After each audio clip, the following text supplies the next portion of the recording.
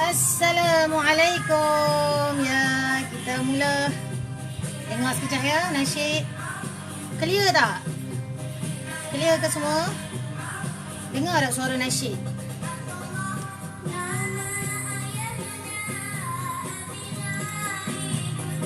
Clear? Ibu, ulanglah balik.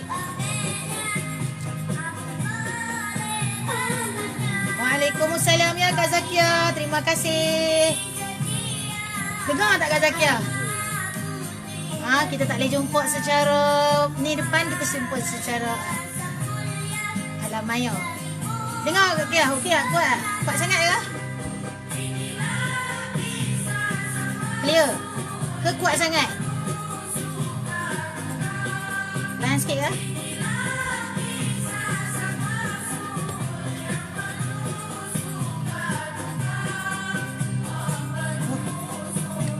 Kau tekan tu je. Tekan tu je.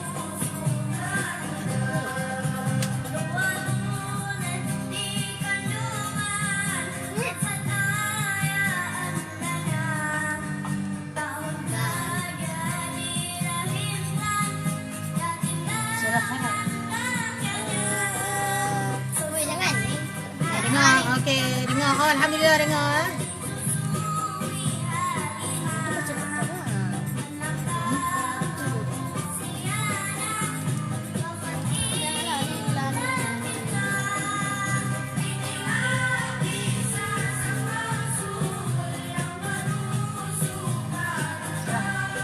Terang.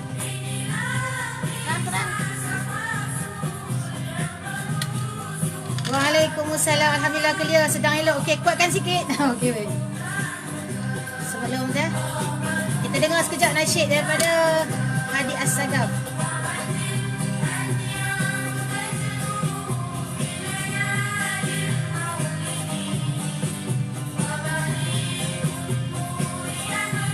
Terima kasih Mak join, Mak Jamila di Facebook, Mak Salmah di IG.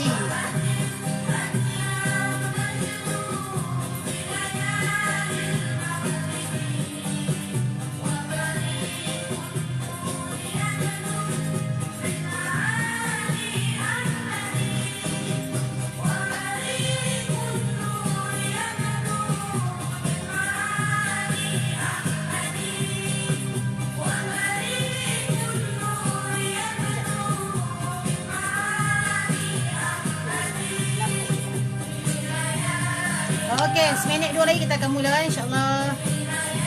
Waalaikumsalam Cik Nap ya.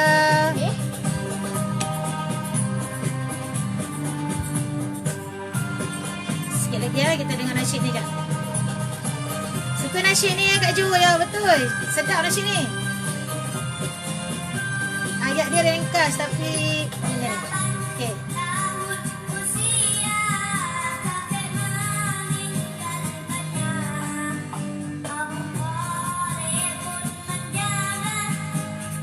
Kak Kia.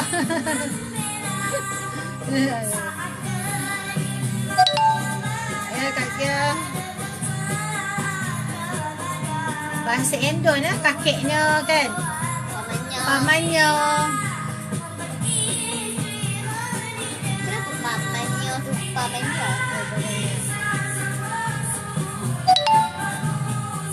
Dah cari dalam Google. Dalam ni ada orang Malaysia tukar kan. Datuk tak ada lagi. Nanti kita tukar. Mak tu kita akan tukar. Pamannya, pakciknya,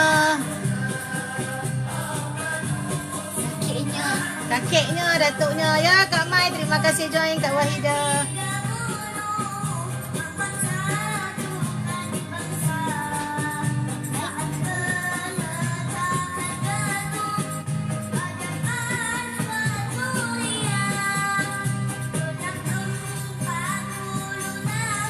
Sekejap.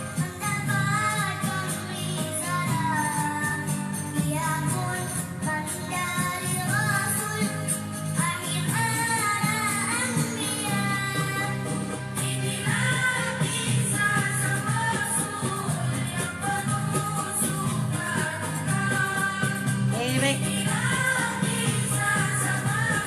Waalaikumsalam ya Kak Wahida. Terima Terima kasih join sama-sama malam ni. Okey, nasyid habis dah.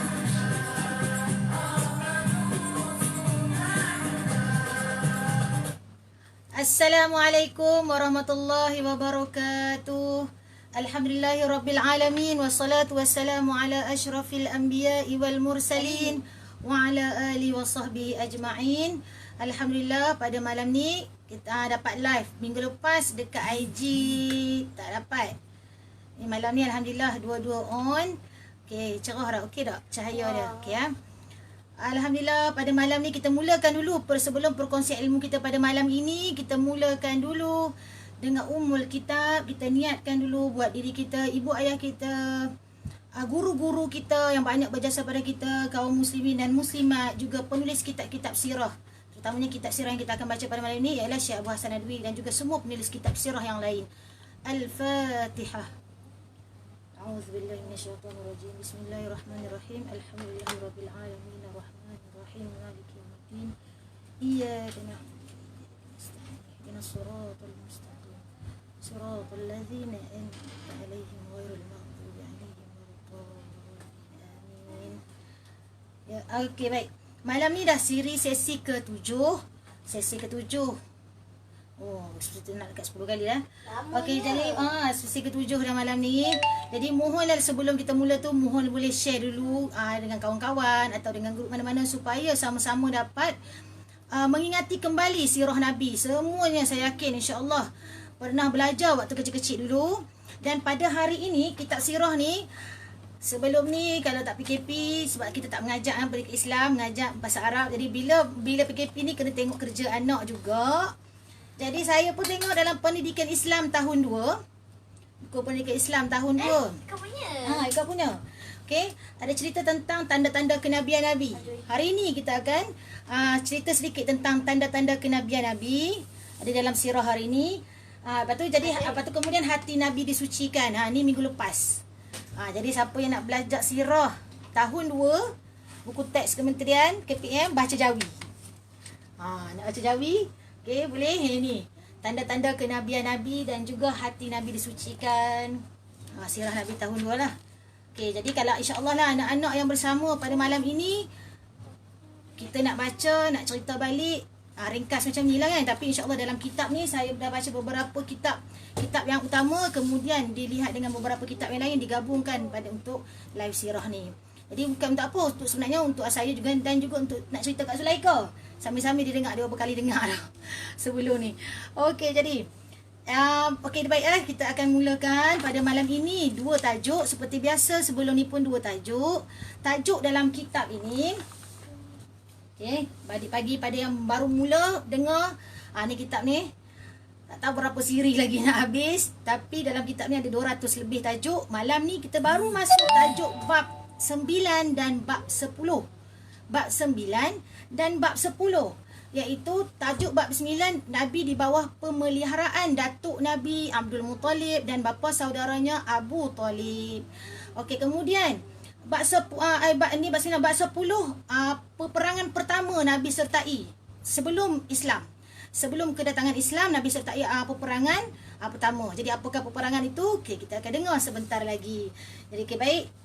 Boleh semua? Kita akan mulakan dengan bab 9. Bagaimana Nabi minggu lepas kita ingat balik minggu lepas Nabi ibunya wafat, Siti Aminah wafat, meninggal dunia, dan maka pulanglah Ummu Aiman, iaitu Barakah pengasuh Nabi, bersama dengan rombongan Abdul dan juga Abdul Muttalib datuk Nabi pulang ke Mekah. Maka bermulalah kehidupan Nabi Muhammad sallallahu alaihi wasallam. Macam tu. Okey, cuba kita biasakan anak kita dengar Nabi Muhammad sallallahu alaihi wasallam. Sebut apa? Sallallahu alaihi wasallam. Okey, jadi kena ajar. Macam mana pun kena sebut supaya dia biasa sampai besar. Bila sebut sallallahu alaihi wasallam, anak-anak kena sebut kembali. Jadi bermulalah kehidupan Nabi Muhammad sallallahu alaihi wasallam bersama dengan datuknya Abdul Muttalib. Okey, jadi bila Nabi ketika itu umur datuknya Abdul Muttalib umur 78 tahun. Umur datuk Nabi Abdul Muttalib berumur 78 tahun. Sama ketika berlaku peperangan Gajah. Kita dengar itu kan. Datuk Nabi Abdul Muttalib ketika berjumpa dengan tentera peperangan Abrahah itu, umurnya 78 tahun. Jadi Nabi pun tinggallah bersama dengan Abdul Muttalib, dan ketika itu adalah bersama bapa saudaranya Abbas, Hamzah, dan ada lebih kuranglah bayar Hamzah dengan Nabi umur mereka. Jadi diriwayatkan Abdul Muttalib ni sangat sayang kepada Nabi Muhammad SAW sehingga kan tak pernah langsung nak berpisah. Kalau berpisah pun ya Allah sangat rindu. Datuk Nabi Abdul Muttalib kalau nak berpisah dengan Nabi sangat rindu, dia teringat-teringat. Lepas tu kalau dia balik rumah terus dia tanya kepada anak-anak dia. Dia tanya kepada, contohnya tanya kepada kan anak-anak Abdul Muttalib, Haris, Az-Zubair. Okay, Abu Talib tanya, dah makan ke belum? Macam mana Nabi tadi dah tinggal tadi, macam mana, menangis ke tak? Yelah baru kematian ibunya kan. Jadi datuk dia sangat risau. Kita bayangkanlah anak yang berumur 6 tahun kehilangan ibunya. Jadi dia keseorangan, tak ada ayah, tak ada ibu. Jadi mestilah datuknya sangat mengambil berat kan. Alhamdulillah Allah gunakan datuk sangat mengambil berat. Dia tanya kepada bapa saudaranya, Nabi sedih ke tak? Nabi gembira ke tak? Macam mana perasaan Nabi? Nabi main kat mana? Pertanyaan Abdul Muttalib apabila Abdul Muttalib tinggalkan Nabi bersama dengan bapa saudaranya ketika beliau keluar. Tapi jaranglah berlaku dalam sirah Nabi, kata Nabi sentiasa bersama dengan Abdul Muttalib. Abdul Muttalib pergi mana pun sentiasa bersama dengan Nabi, sehingga kan Abdul Muttalib tak pernah panggil kepada Nabi Muhammad ni cucuku. Dia pakai panggil wahai anakku. Dia anggap seolah-olahnya, Nabi anggap seolah-olahnya Abdul Muttalib anggap Nabi tu ialah anaknya. Dia tak panggil wahai cucuku, dia panggil wahai anakku. Sehingga kan Nabi disebabkan kasih sayang datuk itu, Nabi Muhammad SAW rasa kuranglah sedikit sedihnya tu. Sedih tak sedih, ibu dah meninggalkan dia kan, dah hilang tempat bergantung, tempat kasih sayang, tapi tetap sedih. Tetapi sekurang-kurangnya ada tempat untuk nak bergantung lagi kasih sayang. Jadi sehingga kan kemuliaan Abdul Muttalib sayang ni kepada Nabi ni, sehingga kan setiap bulan ataupun ada hari, ada bulan, ada minggu macam itulah lebih kurang, anak-anak Abdul Muttalib akan berkumpul di Baitullah. Okay, di Mekah berkumpul, adalah hamparan dekat sekeliling, dekat tempat duduk tu ada hamparan untuk duduk. Jadi tempat duduk Abdul Muttalib lah yang paling istimewa. Kan, pembesar Quraisy kan. Jadi tempat duduk Abdul Muttalib yang paling sempurna dengan dikelilingi oleh anak-anaknya tu duduk, ada perbincangan, mesyuarat dan sebagainya. Pada ketika itu satu peristiwa tu betapa nak menunjukkan bahawa betapa Nabi sangat dimuliakan oleh Abdul Muttalib ni, datuknya tu. Dah semua anak-anak Nabi, anak Abdul Muttalib dah duduk. Okey, pada ketika itu Nabi Muhammad datang, tak ada tempat duduk dah. Dia terus duduk tempat datuk dia. Terus duduk dekat tempat datuk dia Abdul Muttalib. Jadi bapa saudara dia mestilah tegah kan Nabi. Ni tempat datuk ni macam itulah kan. Jangan duduk, bangun, angkat balik. Sekali datuk nak duduk tu. Tapi Abdul Muttalib tegah. Muttalib biarkan dia.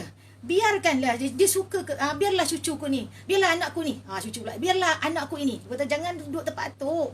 Biarlah anakku ini dia suka kepada kebesaran. Abdul Muttalib sangat meraihkan Nabi Muhammad SAW sehingga kan begitu sekali. Dia biarkan. Anak-anak dia mesti terkejut. Selama ni mereka tak berani pun nak kacau tempat duduk ayah dia. Kan? Tiba-tiba datang je anak Abdullah. Terus duduk kat tempat ayah mereka. Terus Abdul Muttalib raih lagi. Sehingga ada satu kitab kata Abdul Muttalib urut sambil sembang-sembang sambil tu pegang Nabi, peluk-peluk Nabi. Begitulah keadaannya. Nabi sangat-sangat disayangi oleh datuknya. Maka hilanglah kita bayangkanlah perasaan anak-anak kehilangan ibunya. Jadi pada ketika itu sehingga kan sayangnya Nabi ni, dia kata nak meninggal, waktu meninggal tu dia beritahu tak ada siapa pun boleh nak jaga Nabi Muhammad SAW. Yang hanya menjaga ialah dia wasiatkan kepada Abu Talib. Sebab apa? Ingat tak lagi sebab apa? Sebabnya Abu Talib ialah seibu dan seayah dengan Abdullah, ayah Nabi. Ayah Nabi dengan Abu Talib, mereka adalah seayah Abu Talib dan seibu. Mereka adalah adik-beradik seibu dan seayah. Yang lain dengan yang lain tu semua berlainan ibu. Jadi Abdul Talib nak anak cucunya ni, anak Abdullah ni dijaga dengan sebaiknya, hanyalah dipilih Abu Talib. Pesanan kepada Abu Talib kerana mereka sangat rapat. Ya maksud Waalaikumsalam. Okey, jadi kalau kita lihat kan, sehingga kan Nabi ni sayang sangat Abdul Muttalib sehingga kan berlaku satu peperangan Hunain. Ketika itu pasukan Islam sudah lari. Peperangan Hunain, berlaku satu peperangan Hunain. Pasukan Islam ni dah lari ke belakang dah. Waktu itu Nabi panggil balik, wahai tentera Islam, aku di sini, aku Rasulullah, aku adalah anak Abdul Muttalib. Rasulullah sebut macam tu. Dia kata, wahai kaum muslimin, datang sini, aku kat sini, Rasulullah dekat sini, anak Abdul Muttalib ada kat sini. Nabi terkeluar kata-kata macam tu, menunjukkan bahawa betapa sayang dan cintanya kepada Abdul Muttalib. Yang tak dapat kasih sayang ayah, Abdul Muttalib mencurahkan betapa sayangnya kepada cucunya ni. Jadi pada ketika itu, apabila Abdul Muttalib meninggal dunia, maka diserahkanlah kepada Abu Talib. Ni ceritanya Nabi Abdul Muttalib meninggal ketika berumur 80 tahun. Dan sangatlah jelas sedihnya Nabi itu ketika nak menghantar Abdul Muttalib ke tanah perkuburan. Nabi sangat sedih. Dapat dilihat dalam riwayat sirah Nabi, ya Allah, Nabi sangat sedih, dah baru kehilangan 6 tahun ibunya pergi. Kemudian berpisah pula dengan datuknya, baru tahun manja-manja sayang-sayang. Jadi selepas itu 8 tahun datuk ni meninggal dunia, maka diserahkan kepada bapa saudaranya Abu Talib pada ketika berumur 8 tahun. Abu Talib alhamdulillah sangat menyayangi Nabi Muhammad SAW seperti mana ayahnya buat kepada Nabi.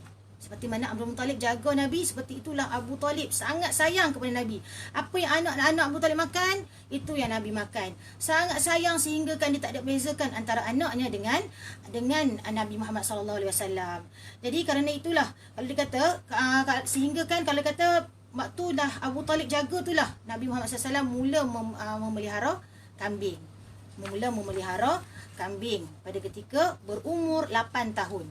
Ini bererti bahawa 2 kali dalam hidup Nabi memelihara kambing, iaitu ketika di perkampungan di perkampungan Abu Bakar, di perkampungan Halimatus Sa'diyah tu, dan juga pada ketika berumur 8 tahun. Jadi apa yang diberi upah kepada Nabi ni ketika memelihara kambing? Jadi Nabi cerita dekat sahabat-sahabat dia kata, sebenarnya dia kata aku pun pernah memelihara kambing. Ini riwayat hadis daripada Bukhari. Dia kata Abu Hurairah, setiap Nabi diangkat oleh Allah, semuanya dijaga, pernah mengembala kambing. Hadis Nabi. Dan para sahabat tanya, dan wahai Rasulullah, adakah kamu pernah menjaga kambing? Rasulullah kata, aku pun pernah memelihara kambing, menjaga kambing. Dan kata, aku dahulu ni mengembala kambing, aku mendapat upah beberapa qararit. Okey, qararit ni apa dia? Ada yang kata buah kurma Hindi, ada yang kata 1/4 dinar, ada kata emas. Jadi banyak pendapat yang dibayar. Walau bagaimanapun, Nabi apabila memelihara kambing, beliau mendapat upah, dan upahnya itu dia membantu juga kepada Abu Talib, bapa saudaranya ni. Jadi apa kalau kata hikmahnya daripada memelihara kambing? Ya, Waalaikumsalam. Okay, kita selang-seli ya. Ya, Waalaikumsalam Una, dengar clear, alhamdulillah clear. Waalaikumsalam ya Siti Nursyahida. Okey, jadi apa itu hikmah dia? Yang pertamanya, apabila Nabi memelihara kambing, Nabi hidup dalam keadaan yang tenang. Pada ketika itu dia melihat kepada kebesaran Allah. Nabi melihat kepada alam, seperti mana kisah berlaku pada Nabi Ibrahim. Nabi Ibrahim juga melihat kepada suasana alam. Siapa Tuhanku? Tengok matahari, bulan. Tapi itulah berlaku pada Nabi Ibrahim kan. Jadi Nabi Muhammad SAW pula Allah bagi juga peluang begitu. Dia jaga kambing di luar daripada kota Mekah, di tempat rumput yang ada di luar daripada kota Mekah. Dia jaga kambing, dia lihat suasana di sekitar. Dan pada ketika memelihara kambing itu jugalah nak mengatakan bahawa datangnya perasaan kasih Nabi dan mengajar kambing. Cuba jaga kucing macam mana, cuba jaga lain lah. Kalau kucing kita sayang dekat rumah selalu kan. Tapi menjaga kambing ni perlu ada proses dia.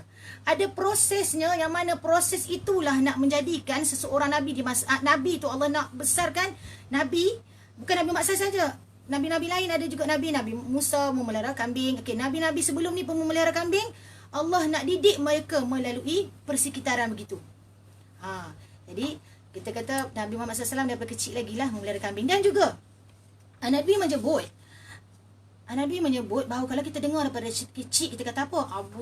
Nabi hidup bersama dengan Abu Talib. Abu Talib susah, anak ramai. Betul tak? Pernah tak dengar macam tu kan? Kita dengar kata Abu Talib susah, anak ramai.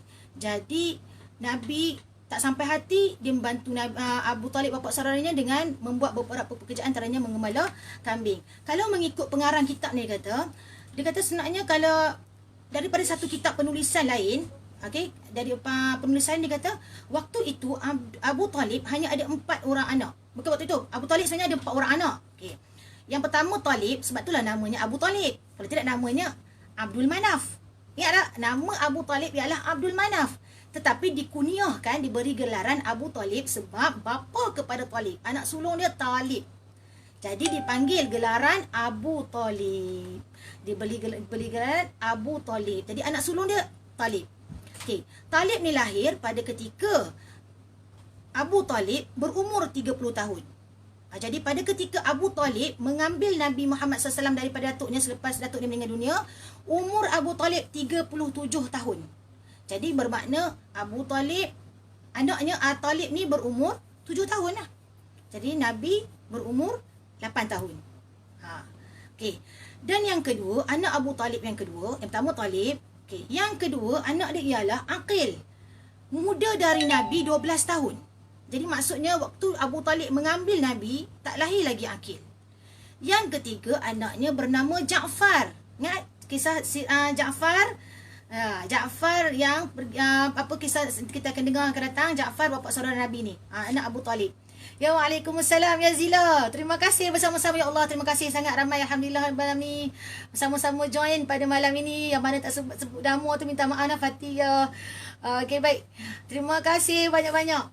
Okey, jadi yang ketiga Ja'far ni pula dia berumur 22 tahun, muda daripada Nabi. Dan Ali bin Abi Talib, sebabnya Ali bin Abdul Manaf tapi tetap Ali bin Abi Talib kan. Okey, jadi Ali dikatakan berumur 32 tahun, muda daripada Nabi. Ini bermakna bahawa pada ketika Abu Talib menjaga Nabi, anak-anaknya hanya seorang. Bagaimana pula berlaku dalam sirah Nabi mengatakan bahawa Abu Talib susah pada waktu itu? Di sinilah beberapa pendapat ahli sejarah mengatakan bahawa ada kemungkinan. Yang pertama, mungkin Abu Talib orang Arab, kebanyakannya adat kebiasaannya berkahwin ramai. Jadi mungkin ada anak dengan isteri lain yang tidak diketahui. Mungkin dia ada anak bersama isteri lain yang tinggal bersama-samanya. Okey. Ada yang kedua, ada yang mengatakan bahawa Abu Talib merasa kesusahan ni apabila meningkat anak-anak dia lahir. Maka Nabi sebenarnya hidup bersama Abu Talib sehingga dia berkahwin. Maksudnya dari 8 tahun sehinggalah berumur. Nabi kahwin umur berapa? 25 tahun kan? Ada yang kata 21 tahun. Jadi maksudnya lama tu. Sehingga remaja besar kan? Jadi dalam kehidupan Nabi bersama Abu Talib sepanjang tahun itulah. Maksudnya anak Abu Talib lahir. Jadi pada ketika itulah Abu Talib merasakan kesusahan. Jadi bukannya pada ketika Nabi datang je kat Abu Talib susah, tak. Itu satu pandangan. Tetapi ada satu pandangan lain, mungkin ada anak lain hasil perkahwinan dengan isteri lain, ada anak lain. Jadi ramai. Wallahu a'lam. Ini sekadar percambahan ilmu yang selalunya kalau kita dengar kata Abu Talib susah apa semua, tapi kita jarang dengar siapa anak dia berlaku apa semua. Jadi ini adalah beberapa pendapat daripada ahli penulis sejarah sirah Nabi Muhammad SAW. Okey, jadi sekarang kita akan masuk kepada, boleh boleh faham kan? Okey, terima kasih. Suami pun join juga. Okey, alhamdulillah. Okey, baik. Apa permainan Nabi waktu kecil? Kalau anak-anak kita sekarang, ya Allah, kalau kita kata permainan sekarang macam-macam kan? Macam-macam perkara main. Jadi apa permainan Nabi? Pada ketika Nabi kecil dah mula memelihara kambing. Jadi Nabi pun selalunya Nabi berada daripada luar Mekah telah bawa kambing pergi ke tempat kambing tu. Kemudian Nabi pada waktu kecil tak pernah mendengar syair-syair yang mengarut, yang memuji-muji wanita. Kebanyakannya memuji-muji wanita yang zaman-zaman jahiliah punya syair-syair yang tentang keduniaan. Jadi Nabi tak pernah lagi, Nabi tak suka, Nabi benci dengan semua benda tu. Dan juga perayaan-perayaan, pujaan-pujaan dekat kota Mekah, berhala-berhala kota Mekah. Tetapi ada dua peristiwa yang berlaku, bahawa ada dua peristiwa yang berlaku pada ketika Nabi remaja. Nabi nak dengar muzik. Ada dengar bunyi, ada dengar waktu Nabi tengah jaga-jaga kambing tu, tiba-tiba dia dengar ada majlis lah dekat kota Mekah. Maka dia rasa macam teringin nak dengar, sebab dengar macam bunyi kompang meriah. Dia nak pergi tengok acara majlis tu. Jadi dia beritahu kat kawan dia, tak apalah, ada kawan dekat sekitar situ, dia kata tinggal jaga je kambingku, nak pergi. Bila Nabi pergi, rupanya dia berada satu tempat, dia berhenti, tiba-tiba dia dengar Allah pelihara Nabi tertidur. Nabi tertidur situ sehinggalah pada keesokan harinya cerah, Nabi terjaga sebab panas matahari. Dia tak sempat pun nak tengok, tak sempat pun dia cuba dengar daripada jauh-jauh je. Allah sangat memelihara Nabi Muhammad SAW. Sehingga begitu sekali. 2 kali berlaku peristiwa Nabi nak pergi dengar, nak pergi tengok berlaku majlis seronok apa semua, Nabi nak tengok, tadi ingin remaja kan, tetapi Allah pelihara. Tu kata daripada permainan yang melalaikan, Allah sangat-sangat memelihara Nabi Muhammad SAW. Ya Khairani, terima kasih ya Allah. Okey, baik. Jadi begitulah cerita tentang permainan Nabi. Kita kata permainan Nabi. Ada juga berlaku Nabi bermain-main dengan anak-anak penduduk Mekah. Di situlah, di sekitar situ. Tetapi Nabi sangat benci kepada berhala. Nabi sangat benci kepada syair-syair yang sangat melalaikan. Okey, sekarang kita akan masuk pula. Nabi berniaga ke Syam bersama Kak Sia. Terima kasih ya Zulaikha hari ni pakai tudung Kak Sia bagi.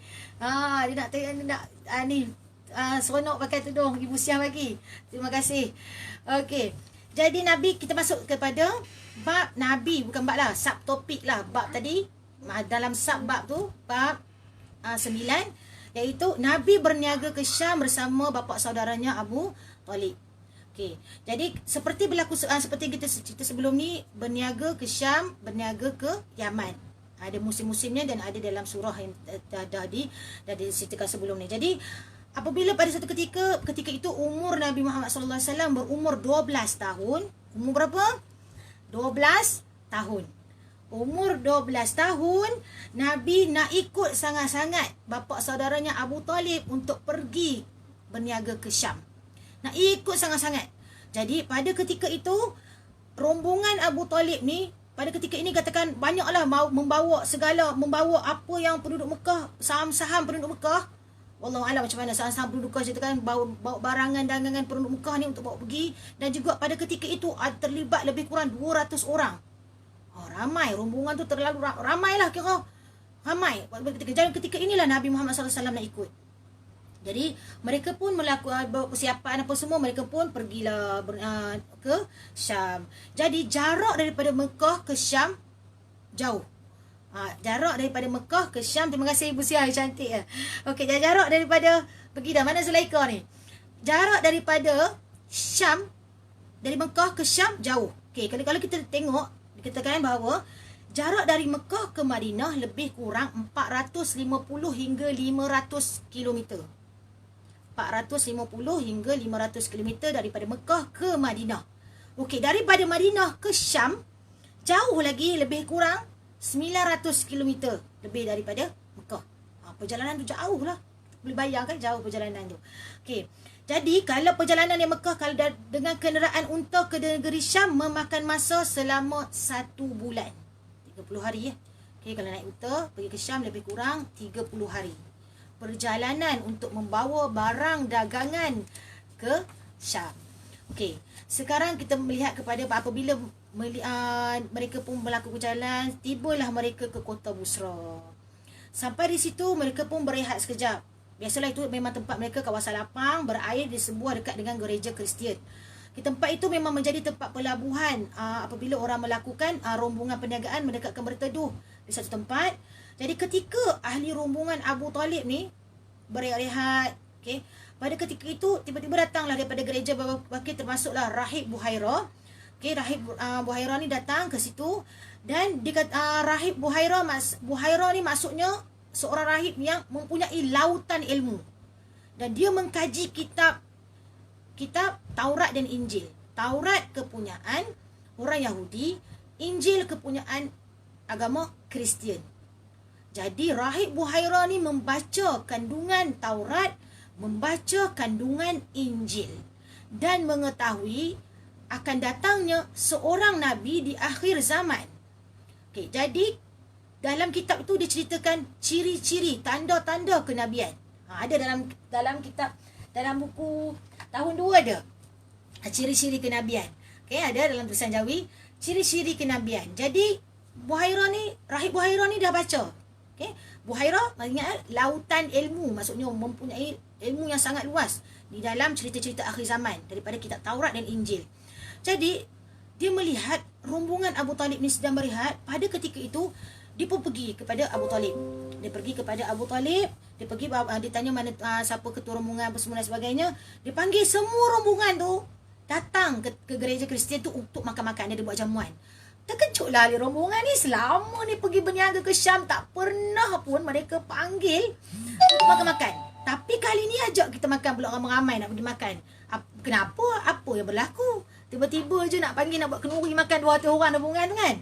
Jadi dia bertanya, kenapa panggil kami ni? Tak pernah pun makan. Dia kata, saya nak layan tetamu lah. Dia kata, pelik. Tetap pelik lah daripada rombongan tu kan. Tak pernah selama berpuluh tahun mereka rombongan tu lalu ke situ, berehat di situ, tak pernah dibagi makan. Jadi mengikut Ibnu Hisham, okay, dalam kitab Ibnu Hisham, dia kata faktor yang mendorong Buhairah ni hendak menjamu mereka makan kerana dia terpandang segumpal awan tipis menutup di atas kepala rombongan yang sayup-sayup berjalan tu. Dia nampak ada rombongan dalam perjalanan rombongan tu, dia nampak ada sayup-sayup saja awan berjalan dalam. Jadi dalam pengetahuan dia dalam kitab Taurat dan Injil tu, dia kata bahawa ciri-ciri orang yang selalu dituduhi dengan oleh awan ketika berjalan, itulah dia Nabi akhir zaman. Sekiranya datang ada nampak awan nipis dalam melindungi seseorang, itulah dia Nabi akhir zaman. Maka dia tahu, ya Allah, ini adalah rombongan yang menaungi seseorang yang hebat, maksudnya Nabi akhir zaman. Jadi maka dia pun nak kenal lah siapa dia dalam rombongan ni. Dia perlu tahulah siapa dalam rombongan lagi. Jadi satu lagi yang menarik perhatian Buhairah ni ialah Abu Talib ni berehat di sebatang pokok. Okey, pokok ni dia lihat Nabi ni berteduh betul-betul bawah pokok. Pokok ni tiba-tiba cabang-cabang pokok tu bergerak dengan lembut. Nampak dari jauh daripada gereja Kristian, dia nampak pokok tu bergerak dengan lembut, tutup kepala Nabi hingga Nabi ni benar-benar terlindung daripada terkena cahaya matahari yang panas. Maksudnya sepanjang perjalanan nak pergi Syam tu, rupanya ada makhluk Allah yang lain. Ada makhluk Allah yang lain melindungi Nabi. Awan. Maksudnya itu adalah anak rahib Buhairah perasan. Maksudnya mestilah waktu perjalanan tu, sepanjang perjalanan pasir-pasir apa semua turut merasakan, tak tahu kan, tertahu ni adalah Nabi akhir zaman. Maka pokok tu macam cabang-cabang tiba-tiba Buhairah dah macam itulah dia ceritakan, macam itulah lebih kurang gambaran je. Tutup oleh Nabi. Jadi mengikut pengetahuan Buhairah yang dibaca dalam kitab Taurat dan Injil dia, bahawa pokok itu ditanam oleh Nabi Ibrahim dan pernah menjadi tempat berteduh Nabi Musa ketika hendak pergi ke Madian setelah lari daripada Fir'aun daripada Mesir. Pokok tu ditanam oleh Nabi Ibrahim dan juga pernah menjadi tempat persinggahan Nabi Musa. Okay, ketika lari daripada Fir'aun, Fir'aun, jadi lari dia pernah singgah di dalam pokok tu. Mengikut kenyataan di dalam kedua-dua kitab, iaitu kitab Taurat dan Injil, mengatakan, ini adalah kitab suci orang Yahudi dan orang Kristian, mengatakan bahawa hanya Nabi sahaja yang akan berteduh di bawahnya. Orang bukan Nabi tidak akan masuk bernaung di bawah pokok berkat itu, kerana mereka tidak nampak pokok kayu ada situ. Mereka hanya nampak padang pasir je. Ini ada dalam kitab Taurat dan Injil. Dia mengatakan bahawa tak nampak pun ada pokok di situ. Yang nampak macam padang pasir je kan. Tetapi Nabi berteduh. Jadi kalau nampak maksudnya dia adalah Nabi. Ini pokok ajaib lah. Pokok ajaib. Ditanam oleh Nabi Ibrahim. Ya, terima kasih Azimah. Kak Azimah Bakar, terima kasih. Ya mak. Okey. Saat Kek Comel, terima kasih. Okey. Jadi pada ketika itu rahib Buhairah ni sungguh-sungguh ajak mereka. Mereka pun pergilah, semua pergi.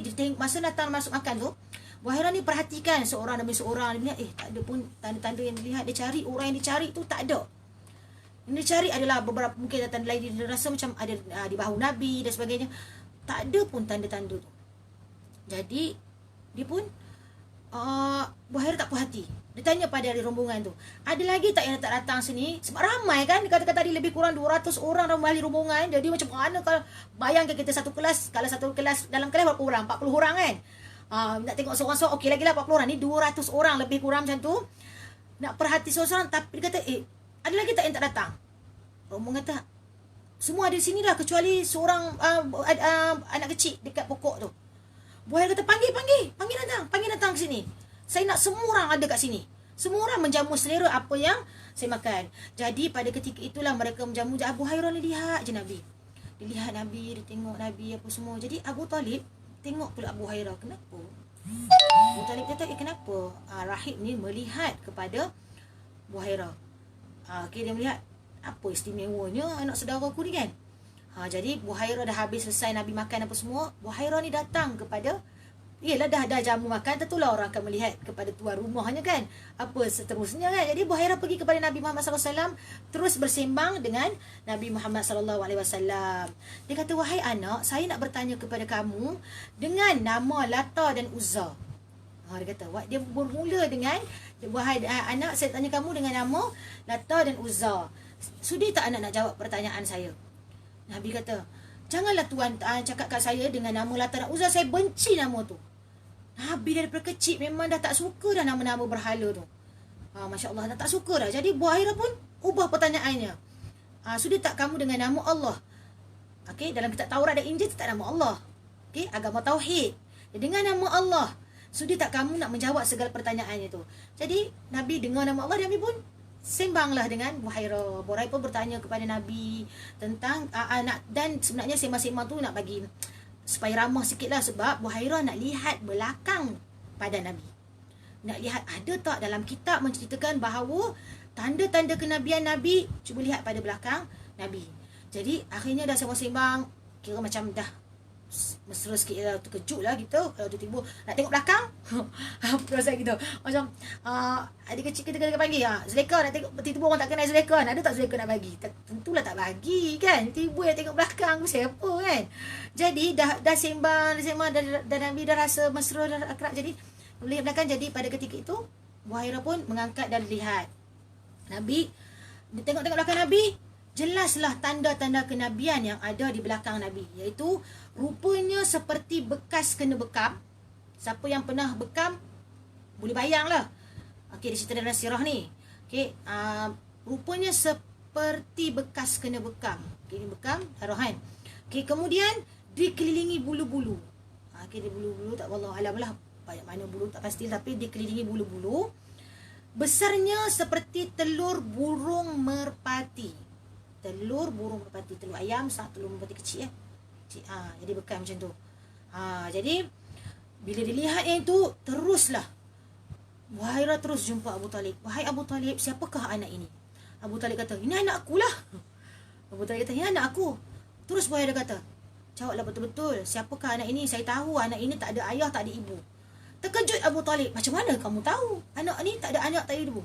Abu Hurairah pun menceritakan apa yang dia tahu daripada tanda-tanda kenabian, bahawa anak ini adalah Nabi akhir zaman, bahawa anak inilah sangat dicari oleh orang Yahudi dan orang Kristian. Sebab mereka tak mahu lahirnya Nabi akhir zaman ni. Sangat bahaya kalau mereka dapat tahu. Waalaikumsalam ya Kak Ayah, terima kasih join, terima kasih. Jadi pada ketika itu dia kata, saya tahu bahawa anak Nabi yang lahir memang tak ada ayah dan ibu. Barulah Abu Talib kata, dah tahulah. Oh, rupanya dah tanda-tanda tu dah diceritakan. Jadi tak ada ayah dan ibu. Jadi bedah Abu Talib kata betul lah. Jadi betul, ini tanda-tanda saya dah lihat belakang Nabi, belakang Muhammad ni tak ada tanda-tanda dia seperti begini. Dia diceritakan dalam kitab. Kamu perlu pulang sekarang sebab berbahaya sekiranya diteruskan perjalanan ni. Sebab orang yang membaca kitab dia tahu. Orang yang membaca kitab, orang lain yang membaca kitab, ahli-ahli kitab yang lain yang mempunyai niat yang tidak baik terhadap Nabi akhir zaman, tahu apabila mereka berteruskan perjalanan, dalam perjalanan tu pasti melihat, ada awan mengelilingi ni. Pasti mereka akan melihat tanda-tanda lain yang berlaku dalam perjalanan. Pasti Nabi dalam bahaya. Pada ketika itu, Abu Talib dengar sahaja bahawa bahayanya sekiranya meneruskan perjalanan. Terus Abu Talib kata dalam rombongannya, kena pulang, kena balik.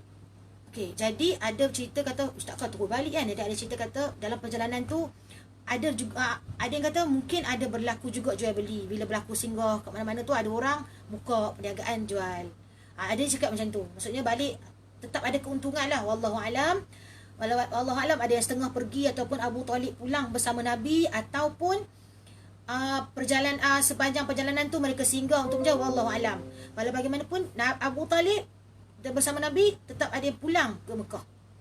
Kerana bila dengar macam tu baru tahulah Nabi dalam bahaya sekiranya diteruskan perjalanan itu. Jadi begitulah riwayat kesudahan kisah. Kalau kita tahu kisah hidup Rahib Buhairah tadi, sebenarnya mengikut keterangan Al-Bustani dalam kitabnya Dairatul Ma'arif, bahawa kehidupan rahib tersebut berakhir apabila dibunuh oleh orang Yahudi. Mungkin Allah Alam, dan mereka tahu ada Nabi dah ada orang Yahudi yang nak hapuskan Nabi akhir zaman ni, dia dah tahu bahawa Buhairah dah sorokkan, jadi mereka pun mungkin nak cukur rahsia, Allah Alam. Tetapi Rahib Buhairah itu telah dibunuh oleh orang Yahudi. Begitulah Allah memelihara Nabi Muhammad SAW, didatangkan dengan berbagai cara. Okey. Jadi sekarang baru nak masuk bab 10. Okey, bab 10 insya-Allah sikit lagi je. Okey, lebih kurang sekarang 9.45 lebih kurang. Insya-Allah boleh lah, boleh terus lagi ya.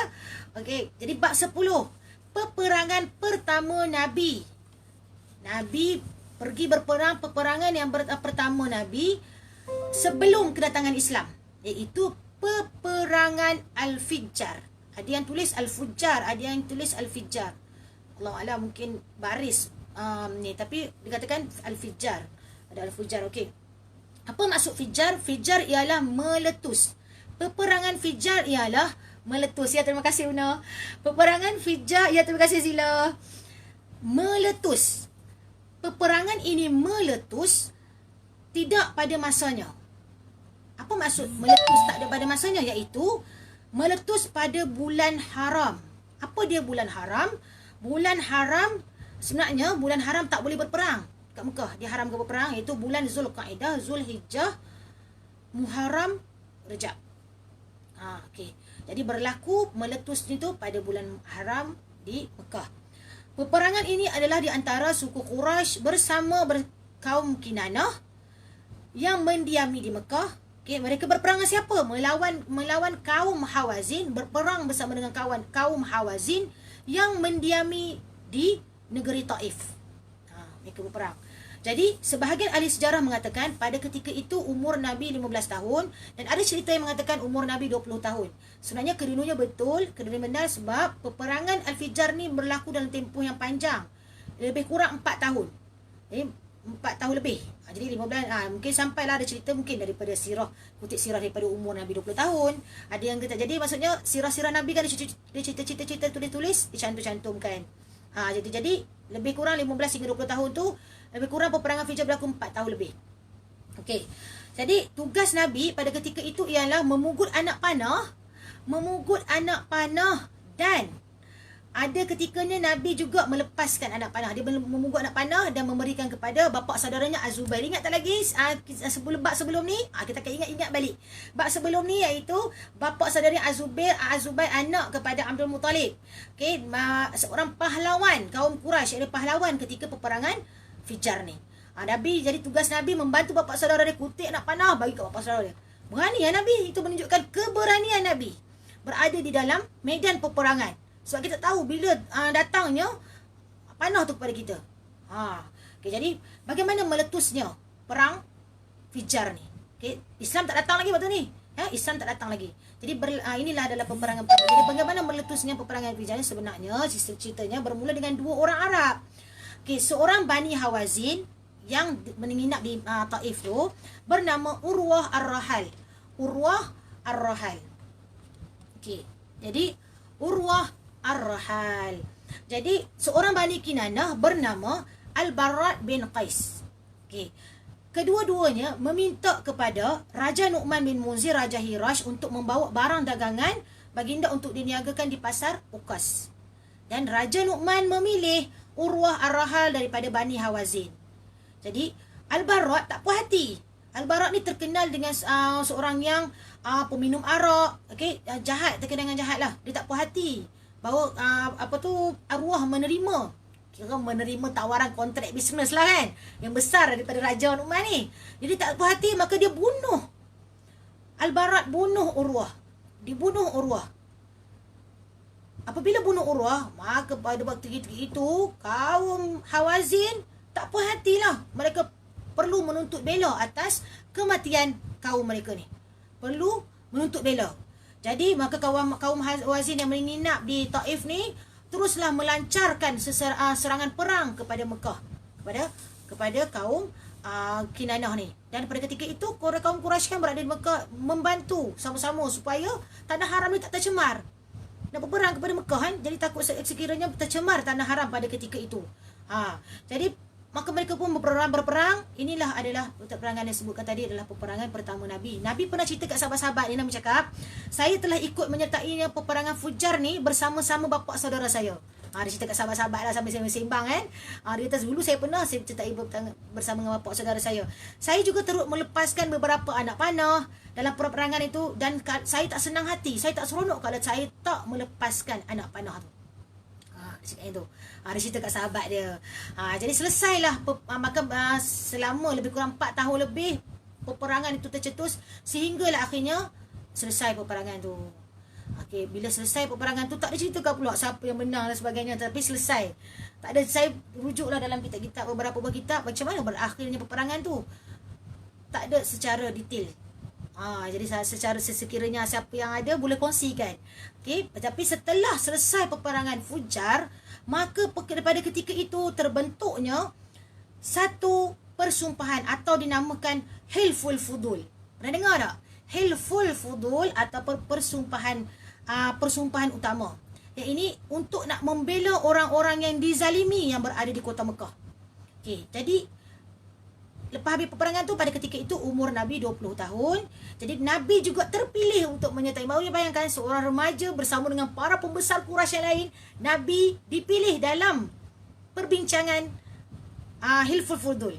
Sebab apa? Sebab Nabi terkenal sebagai pemuda yang jujur, pemikiran tajam. Inilah yang kita nak ambil ni. Ada akhlak Nabi ni lah yang kita nak ambil ni, supaya kita nak ikut Nabi, akhlak Nabi ni. Okey, cerdas, bernas. Sebab itulah jujur dia itulah yang paling utama yang mereka memilih dia di dalam memilih Nabi Muhammad sallallahu alaihi wasallam di dalam perbincangan tersebut. Jadi ini adalah atas usaha bapa saudara Nabi lah, Az-Zubair tadi, pahlawan dalam peperangan Fujar tadi.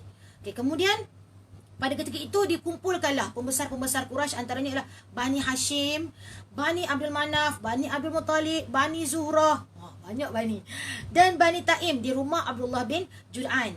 Jadi mereka pun mengadakan mesyuarat besar-besaran macam mana kalau berlaku lagi peristiwa ini, supaya tak berlaku lagi tadi macam tadi. Tak berlaku lagi. Tak maulah peperangan macam ni kan. Hanya kerana kisah macam tadi dari zalim, habis-habis semua berperang mengambil masa bertahun. Jadi pada ketika itu mereka pun mengadakan kenduri sembelih untuk makan sambil mesyuarat lah. Itulah dia diceritakan. Jadi hasil mesyuarat yang dipersetujui. Apa dia hasil mesyuarat selepas peperangan Fujar tu? Okay. Hasil dia ialah, Nabi suka sebenarnya. Sebab apa saya nak baca tentang persumpahan utama ataupun lebih kurang macam undang-undang lah sebelum kedatangan Islam ni. Nabi suka sebenarnya benda ni, Hilful Fudul. Jadi saya nak bacakan supaya kita faham apa dia yang termaktub di dalam perjanjian itu. Okey, hasilnya, kesimpulan dia yang pertama ialah di Mekah, ni kesimpulan secara ringkas lah, di Mekah atau di sekelilingnya jangan ada lagi berlaku penganiayaan secara sewenang-wenangnya oleh seseorang ke atas seseorang yang lain. Tak boleh nak menzalimi antara seseorang dengan seorang lain, nak menjaga hak individu tu. Sekalipun orang asing yang datang ke Mekah, walaupun orang tu datang ke Mekah, walaupun bukan penduduk Mekah, walaupun orang yang datang ke Mekah, perlu jaga hak itu. Okey, ataupun hamba sahaya. Hamba sahaya pun perlu dijaga hak mereka. Hak mereka tu akan terus dijaga sekiranya berlaku macam tadilah. Macam tadi kisah berlaku sebelum peperangan Fujar tadi kan. Okey, yang kedua, tidak boleh memandang bangsa ataupun warna kulit. Okey, kalau kata dia bangsa ni tak boleh.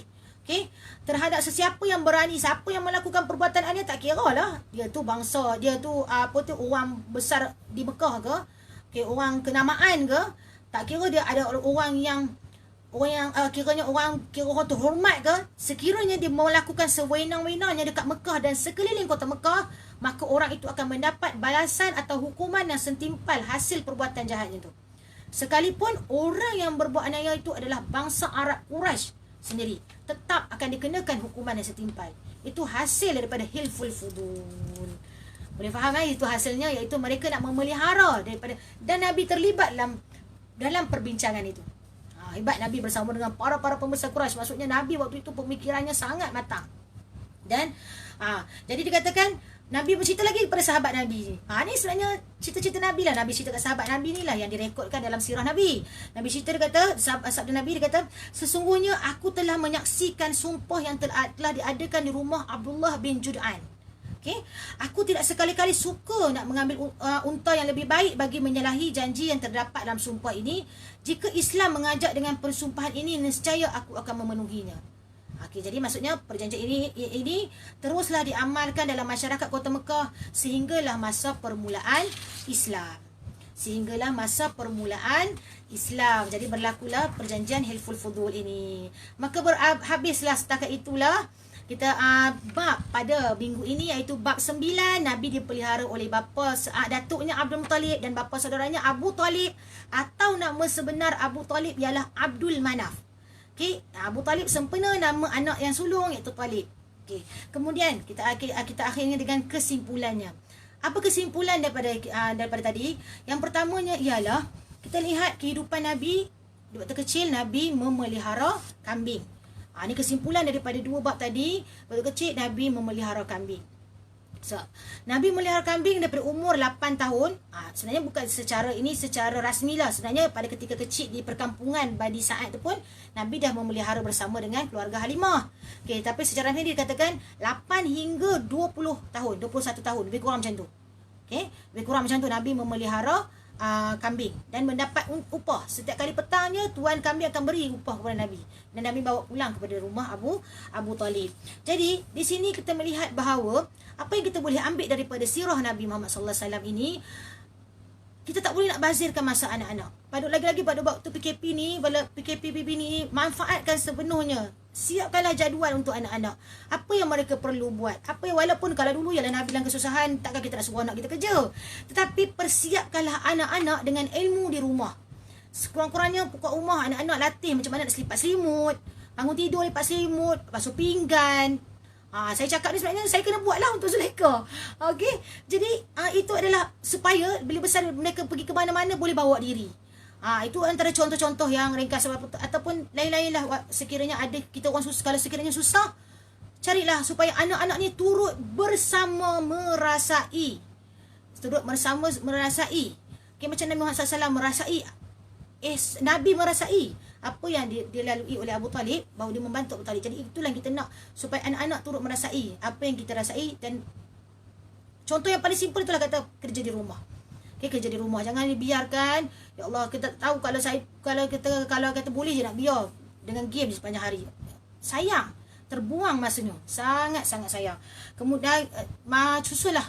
Ada baca buku, ada baca mengaji Quran, ada baca waktu hafazan. Cuba susun. Ya, saya faham ada yang bekerja dalam masa ni, ada yang bekerja dalam masa penuh apa semua. Tapi cuba cari juga sedikit untuk anak-anak. Dan kalau buat ibu bapa pula, kita lihat walaupun Nabi Muhammad SAW tidak dibesarkan oleh ibu dan ayahnya, tetapi Nabi dibesarkan dengan penuh kasih sayang. Cerita kalau Nabi dibesarkan dengan penuh kasih sayang. Apa poin dia ialah, dengan kasih sayang itulah emosi Nabi terjaga. Datuk Nabi jaga dengan penuh kasih sayang.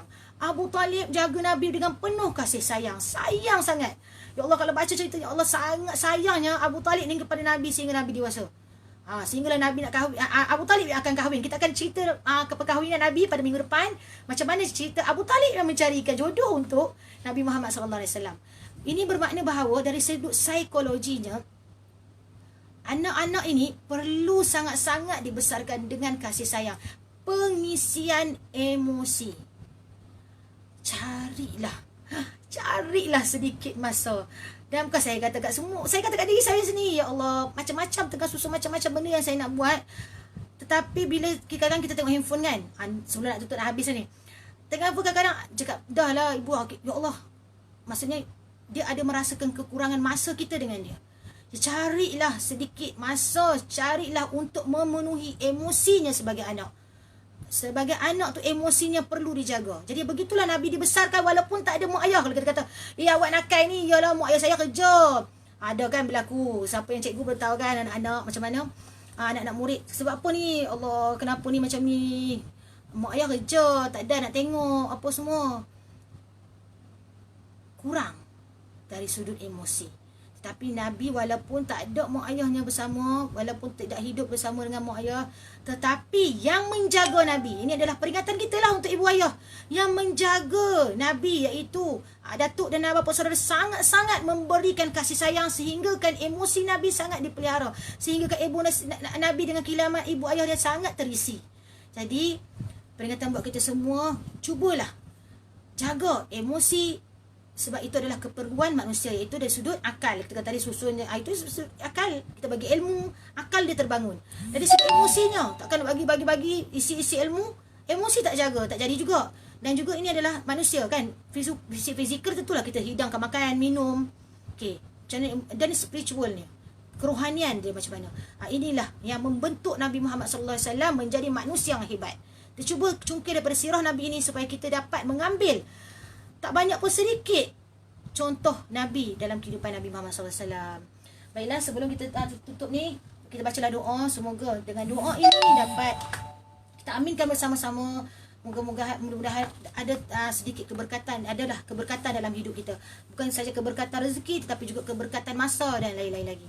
Okey, kita mula doa lah sebelum berakhir majlis ni. Bismillahirrahmanirrahim. Alhamdulillahirrabbilalamin. Wassalatu wassalamu ala ashrafil anbiya'i wal mursalin wa ala alihi wa sahbihi ajma'in. Ya Allah, kurniakanlah selawat dan salam ke atas penghulu kami Nabi Muhammad SAW, penghulu segala Nabi dan Rasul, dan ke atas sekalian keluarga dan sahabat baginda sekaliannya. Segala puji bagi Allah Tuhan semesta alam, kerana dia banyak mengurniakan nikmat-nikmatnya dan membalas lebih dari kadar amal yang dibuat.